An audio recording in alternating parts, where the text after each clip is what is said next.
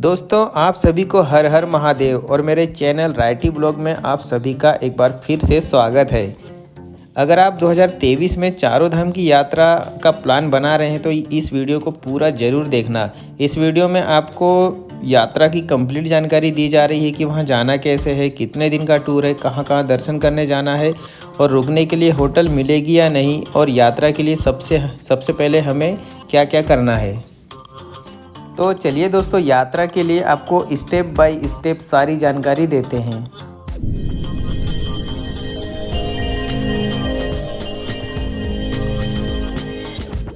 दोस्तों केदारनाथ, बद्रीनाथ, गंगोत्री और यमुनोत्री की यात्रा करने के लिए, चारों धाम की यात्रा करने के लिए सबसे पहला जरूरी काम करना है, हमें रजिस्ट्रेशन करवाना है, क्योंकि बिना रजिस्ट्रेशन के आप किसी भी धाम की यात्रा या दर्शन नहीं कर पाएंगे। दोस्तों रजिस्ट्रेशन कराने के लिए आप स्क्रीन पर दिए गए इन ऑप्शन में से किसी से भी आप रजिस्ट्रेशन करवा सकते हैं। लेकिन दोस्तों आपको बता दूं कि ऑफलाइन रजिस्ट्रेशन करवाने के लिए आप वहां ना जाएं और घर से ही या तो किसी कैफ़े से जाकर आप रजिस्ट्रेशन करवा सकते हैं। दोस्तों चार धाम की यात्रा का जब हम रजिस्ट्रेशन करवाते हैं तो हमें फॉर्म में दर्शन करने की तारीख देनी होती है कि हमें किस दिन और कौन से धाम का दर्शन करना है। रजिस्ट्रेशन में हमें बताना होता है कि हम उत्तराखंड में कितने दिन रहेंगे, यानी उत्तराखंड राज्य में प्रवेश से लेकर बाहर आने तक। दोस्तों रजिस्ट्रेशन तुरंत हो जाता है और हमें यात्रा पास मिलता है, जिससे हम उत्तराखंड के चारों धाम के दर्शन कर सकते हैं, और इसी यात्रा पास से हमें प्रत्येक धाम के दर्शन के लिए टोकन मिलेगा। दोस्तों पिछले वर्ष तक ये टोकन का नियम नहीं था और ये टोकन आपको जिस धाम पर जाएंगे वहाँ मंदिर के पास ही मिलेगा, जिससे आपको दर्शन करने में परेशानी बिल्कुल भी नहीं होगी, क्योंकि इसी टोकन में आपको दर्शन करने का समय दिया जाएगा, जिससे आप लाइन में लगकर आसानी से दर्शन कर सकेंगे। दोस्तों अगर आप चार धाम की यात्रा के लिए आ रहे हैं तो आपको सबसे पहले हरिद्वार या देहरादून आना होगा। आपके लिए बेस्ट होगा कि आप देहरादून ही आएँ, क्योंकि चार धाम की यात्रा यमुनोत्री से शुरू होती है और यमुनोत्री धाम देहरादून के बहुत नज़दीक है। दोस्तों चार धाम की यात्रा शुरू होती है सबसे पहले यमुनोत्री से, फिर उसके बाद गंगोत्री धाम, फिर केदारनाथ धाम और आखिरी में बद्रीनाथ धाम की यात्रा होती है। अगर आपकी ट्रेन या बस देहरादून तक नहीं आती है तो आप हरिद्वार से भी देहरादून आ सकते हैं, जो लगभग 60 किलोमीटर पड़ता है। अगर आप हरिद्वार आ रहे हैं तो यहाँ से भी चारों धाम की यात्रा के लिए बस, टेम्पो या प्राइवेट टैक्सियाँ मिल जाएंगी। दोस्तों हरिद्वार या देहरादून पहुंचने के बाद आपको जानकी चट्टी या बारकोट आना होगा, जहां से यात्रा की शुरुआत होती है। दोस्तों अगर आप हरिद्वार आ रहे हैं तो आपको हरिद्वार से जानकी चट्टी आना होगा, जहां से जानकी चट्टी की दूरी करीब 225 किलोमीटर है, जिसमें आपको 7 से 8 घंटे का समय लगने वाला है। और यदि आपको हरिद्वार से जानकी चट्टी के लिए बस न मिले तो आप बारकोट आ जाएं, जहां से हरिद्वार से बारकोट की दूरी करीब 180 किलोमीटर है और उसमें करीब 5.5 से 6 घंटे का समय बस में लगेगा। और बारकोट से जानकी चट्टी की दूरी करीब 45 किलोमीटर है, जिसमें आपको 2 घंटे के आसपास का समय लगने वाला है। और जानकी चट्टी से यमुनोत्री धाम की दूरी करीब 5 से 6 किलोमीटर के आसपास है, जहां पर आपको 6-7 किलोमीटर का ट्रैक पैदल चलना पड़ता है। और दोस्तों अगर आप देहरादून से जानकी चट्टी जाना चाहते हैं तो आपको 180 किलोमीटर पड़ेगा और करीब 6 से 7 घंटे का समय लगेगा। और देहरादून से बारकोट की दूरी 140 किलोमीटर है, जो करीब 4 से 5 घंटे के समय में आपको बसें पहुंचा देंगी। दोस्तों पहला दिन आपका हरिद्वार से या देहरादून से जानकी चट्टी तक पहुंचने में लग जाएगा। जानकी चट्टी पहुंचने के बाद आपको होटल लेकर रुकना है और दूसरे दिन जानकी चट्टी से यमुनोत्री धाम का 6 से 7 किलोमीटर का ट्रैक करना है और दर्शन करने के बाद वापस जानकी चट्टी आना है और रात में वहाँ स्टे करना। दोस्तों अगर आप बारकोट में रुके हैं तो आपको आने जाने में करीब 90 किलोमीटर का सफ़र ज़्यादा करना है, इसलिए आपको 3 से 4 घंटे का समय मैनेज करना पड़ेगा। दोस्तों पहले धाम की यात्रा हमारी यहीं समाप्त होती है। यात्रा के तीसरे दिन हमें जानकी चट्टी से गंगोत्री धाम जाना है, जिसके लिए हमें उत्तरकाशी जाना होगा। जानकी चट्टी से उत्तरकाशी की दूरी लगभग 130 किलोमीटर है, जिसका सफ़र करीब 5 से 6 घंटे का होगा। और बारकोट से उत्तरकाशी की दूरी लगभग 80 किलोमीटर है, जिसका सफ़र करीब 2.5 घंटे का होगा। दोस्तों जानकी चट्टी से आपको बहुत सारी बसें मिल जाएंगी। उत्तरकाशी पहुंचने के बाद आप वहां होटल लेकर रुकिए और वहां पर काशी विश्वनाथ का मंदिर भी है, जहां आप दर्शन कर सकते हैं। दोस्तों यात्रा का तीसरा दिन उत्तरकाशी में समाप्त होता है और अगले दिन मतलब चौथे दिन आपको गंगोत्री धाम की यात्रा करना है। दोस्तों चौथे दिन आपको उत्तरकाशी से गंगोत्री धाम के लिए निकलना है। यहाँ आपको यात्रा के लिए बसें मिल जाएंगी। उत्तरकाशी से गंगोत्री धाम की दूरी 100 किलोमीटर है, जिसमें करीब 5 घंटे का समय लग सकता है। गंगोत्री धाम में आपको ज़्यादा ट्रैकिंग नहीं करनी पड़ेगी, जिससे आप गंगोत्री धाम में दर्शन करके वापस उत्तरकाशी आ जाएंगे। दोस्तों चौथे दिन भी आपको उत्तरकाशी में ही रुकना है और अगले दिन मतलब 5वें दिन हमारे केदारनाथ धाम के लिए निकलना है, जहां हमें सोनप्रयाग तक पहुंचना होगा। दोस्तों 5वें दिन हमें सुबह जल्दी ही निकलना होगा, क्योंकि यहां उत्तरकाशी से सोनप्रयाग के लिए डायरेक्ट बस बहुत मुश्किल से मिलती है। उत्तरकाशी से हमें श्रीनगर के लिए बस से जाना होगा, जो करीब 150 किलोमीटर के आसपास का रास्ता है, जिसमें हमें करीब 6 से 7 घंटे का समय लग जाएगा। श्रीनगर पहुंचने के बाद हमें वहां से सोनप्रयाग के लिए बसें मिल जाएंगी, जहां से सोनप्रयाग करीब 100 किलोमीटर बचता है और हम 4 से 5 घंटे में सोनप्रयाग पहुंच जाएंगे। दोस्तों अगर आप उत्तरकाशी से रुद्रप्रयाग भी आते हैं तो आपको कोई भी परेशानी नहीं होगी, क्योंकि श्रीनगर से 30 किलोमीटर बाद ही रुद्रप्रयाग पड़ता है और रुद्रप्रयाग से सोनप्रयाग की दूरी 70 किलोमीटर बाकी रह जाती है।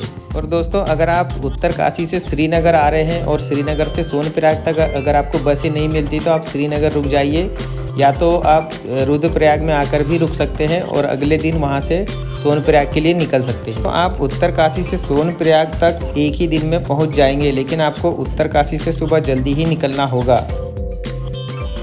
दोस्तों 5वें दिन शाम तक आप सोनप्रयाग में होंगे और यहाँ रुकेंगे।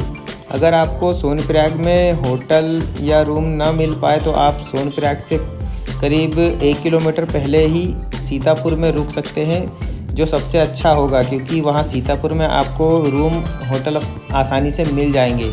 और दोस्तों आपकी जानकारी के लिए बता दूं कि भारत के किसी भी राज्य से आने वाली गाड़ियां सोनप्रयाग तक ही आती हैं। इससे आगे जाने के लिए हमें टैक्सी से ही जाना होता है। दोस्तों 5वें दिन सीतापुर या सोनप्रयाग में रात रुकने के बाद हमें 6वें दिन सुबह जल्दी उठकर केदारनाथ धाम के लिए निकलना है, क्योंकि सोनप्रयाग से गौरीकुंड तक के लिए हमें टैक्सी से जाना होता है, जिससे हमें टैक्सी के लिए करीब 1 से 2 घंटे लाइन में भी लगना पड़ सकता है। सोनप्रयाग से गौरीकुंड की दूरी 4 किलोमीटर है और टैक्सी का किराया 50 या 60 रुपये के आसपास हो सकता है। दोस्तों गौरीकुंड में पहुंचने के बाद आप वहां नीचे जाकर स्नान भी कर सकते हैं और उसके बाद अपनी ट्रैकिंग कर सकते हैं। गौरीकुंड में कुछ दूर चलने के बाद आपको केदारनाथ ट्रैकिंग वाला बोर्ड दिख जाएगा, जहाँ पर लिखा है कि केदारनाथ मंदिर तक की दूरी 16 किलोमीटर है। लेकिन दोस्तों आपको बता दूं कि ये जो दूरी है मंदिर तक की, यहाँ से करीब 22 से 23 किलोमीटर पड़ती है। गौरीकुंड से केदारनाथ मंदिर तक पैदल पहुंचने में करीब 8 से 10 घंटे लगते हैं। अगर आप पालकी से जाना चाहते हैं तो करीब 10,000 रुपये और घोड़े से जाना चाहते हैं तो आपको 3,000 रुपये तक देने होंगे। अगर आप घोड़े से जाते हैं तो आप 4 से 5 घंटे में पहुंच जाएंगे। दोस्तों 6वें दिन हम शाम तक केदारनाथ मंदिर में पहुंच जाएंगे और वहां रात रुकेंगे, क्योंकि पैदल चलने में हम काफ़ी ज़्यादा थक जाते हैं। केदारनाथ में रुकने के लिए होटल मिल जाएंगे, जिनका किराया करीब 5,000 रुपये से भी ज़्यादा होता है। बेहतर होगा आप कैंप में ही रुके, जहां आपको 500 से 600 रुपये देने होंगे। दर्शन आप अपने हिसाब से कर सकते हैं। अगर आप रात में ही दर्शन करना चाहते हैं तो कर सकते हैं, नहीं तो सुबह जल्दी उठकर दर्शन कर सकते हैं। दर्शन करने में आपको करीब 2 से 3 घंटे का समय लग जाएगा। 7वें दिन सुबह दर्शन करने के बाद आप वहां भैरवनाथ मंदिर भी जा सकते हैं, जो 1 किलोमीटर ऊपर बना हुआ है। दोस्तों 7वें दिन आपको सुबह 10 या 11 बजे वहां से वापस गौरीकुंड के लिए निकलना है। वापस पैदल आने में आपको ज़्यादा समय नहीं लगेगा, आप 5 से 6 घंटे में आ जाएंगे। इसके बाद दोस्तों आप गौरीकुंड, सोनप्रयाग या तो सीतापुर में भी रुक सकते हैं, क्योंकि अगले दिन हमें बद्रीनाथ धाम के लिए निकलना है।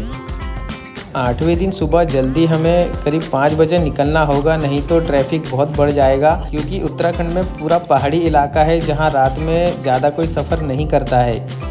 सोनप्रयाग से बद्रीनाथ की दूरी 225 किलोमीटर है, जो 8 से 9 घंटे में तय कर सकते हैं। दोस्तों 8वें दिन शाम तक आप बद्रीनाथ धाम पहुंच जाएंगे और आप भारत के आखिरी गांव माना गांव भी ज़रूर जाना। बद्रीनाथ में आप सुबह दर्शन करने के बाद आप वहां से और भी जगह घूमने जा सकते हैं, या तो आप बद्रीनाथ दर्शन करने के बाद हरिद्वार के लिए निकल सकते हैं।